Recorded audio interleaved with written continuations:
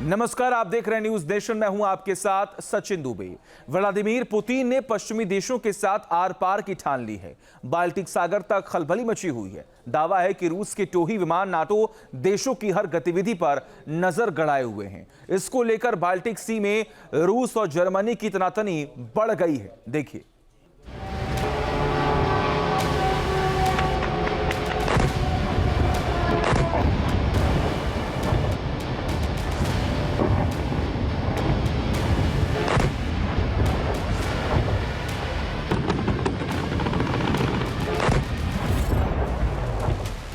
Panther की तैयारी waste world पर भारी।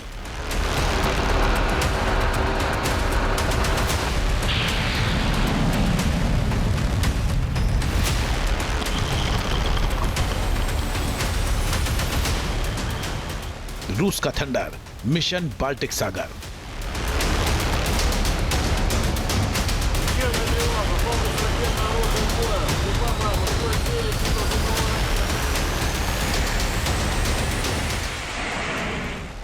समंदर का शैतान यूरोप में कोहराम।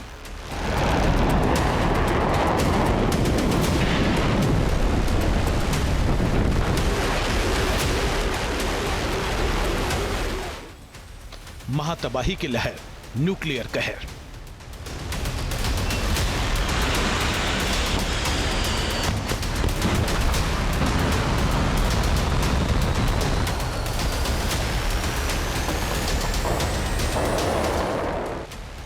रूस वर्सेस जर्मनी, सर्वनाश की सनसनी।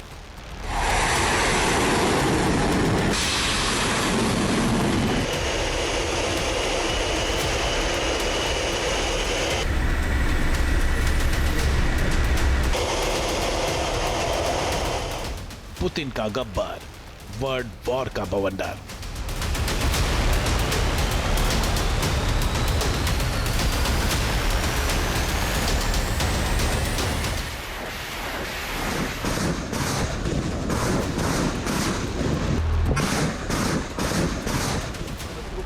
व्लादिमीर पुतिन की आंखों में महान सोवियत का संकल्प चमक रहा है।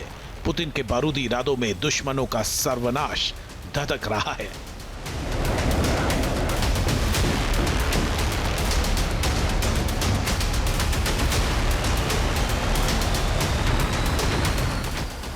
रूस के विनाशक जमीन से आसमान तक अपना पराक्रम दिखा रहे हैं। वेस्ट वर्ल्ड को दहला रहे हैं। सर्वनाश का सायरन बजा रहे हैं।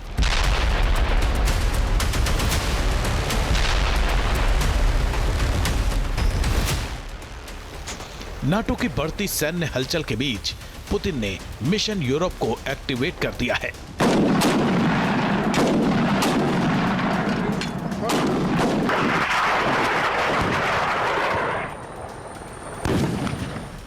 यूक्रेन के बाद पोलैंड, एस्टोनिया और अब जर्मनी के खिलाफ सीधा सीधा रण छेड़ दिया है। इससे नाटो देशों में हाहाकार मचा हुआ है। दरअसल पुतिन ने पश्चिमी देशों के साथ आर पार की ठान ली है। बाल्टिक सागर तक खलबली मची हुई है। दावा है कि रूस के टोही विमान नाटो देशों के हर गतिविधि पर नजर गड़ाए हुए हैं। दुश्मन की हर साजिश को धुआं धुआं कर रहे हैं।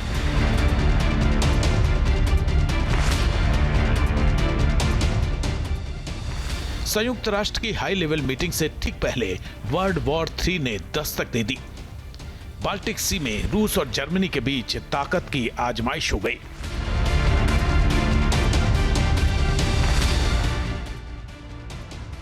रूस की आक्रामकता से बाल्टिक सागर का तापमान बिगड़ गया।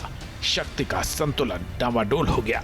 दावा है कि रूस का टोही सैन्य विमान बिना इजाजत अंतर्राष्ट्रीय हवाई क्षेत्र में दाखिल हो गया, जिससे यूरोपीय देशों में कोहराम मच गया।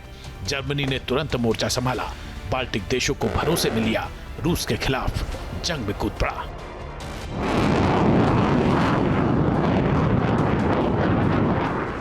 रूस को रोकने के लिए जर्मनी ने अपने 2 यूरोफाइटर जेट्स को भेजा। रूस के टोही विमान IL-20M को इंटरसेप्ट किया। इसके बाद स्वीडिश नाटो सहयोगियों को एस्कॉर्ट की जिम्मेदारी सौंपी। फिर जर्मन फाइटर जेट की वापसी हुई।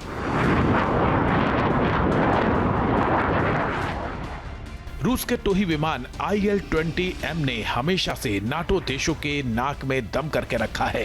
नाटो देशों से तकरार का इसका लंबा इतिहास है। IL-20M रूस का लंबी दूरी का टोही और जासूसी विमान है। इसकी रेंज 6,500 से 7,000 किलोमीटर है।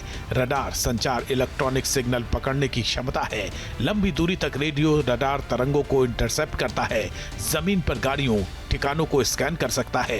दिन और रात दोनों समय निगरानी रखने में माहिर है। दुश्मन की गतिविधियों का डेटा रिकॉर्ड करता है।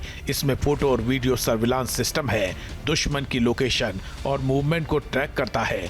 12 से 14 घंटे तक आसानी से हवा में रह सकता है। नाटो सीमाओं के पास कई बार तैनात किया गया है।